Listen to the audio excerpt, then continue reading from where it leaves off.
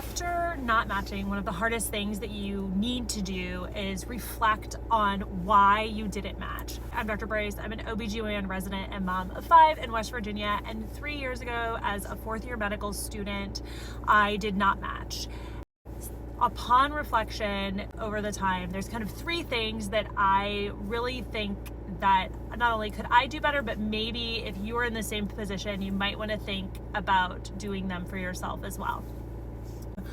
So, number 1, the first thing that I would do is I would have started questions much earlier so that I was used to the format, but also I just really needed to change my study habits. Prior to medical school, I was able to do really well in both my undergrad, where I had a degree in biology with a minor in chemistry, as well as in nursing school, just by attending lecture, taking notes, and then rereading those notes and reading the textbook prior to exams. Medical school was a whole different ballgame. There's so much more information, figuring out the high yield information. It feels like everything's high yield. It's all thrown at you with a fire hose. But nursing school was like a slow drizzle compared to what medical school is. So that was a really big change and a shift for me that I wish I would have made sooner. And it's something that I continue to do now as a resident, as I'm studying for my next set of boards and my in-service exams, is that I do more practice questions. I still read my textbooks, I still take notes during lecture, but my main focus is questions, just so I get used to what kinds of things are they looking for, making sure that I'm answering things about how we, like what the actual guidelines are versus maybe what we do in practice, which is sometimes not always exactly following those guidelines.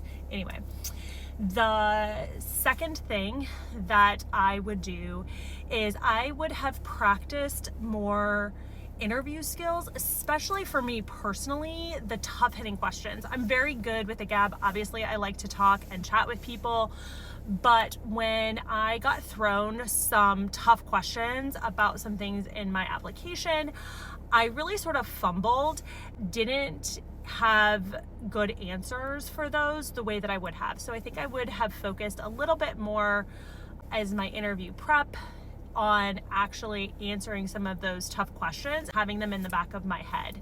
I only did one practice interview because I was like, I'm great at interviews. That was some hubris that it's not the same. I needed to practice.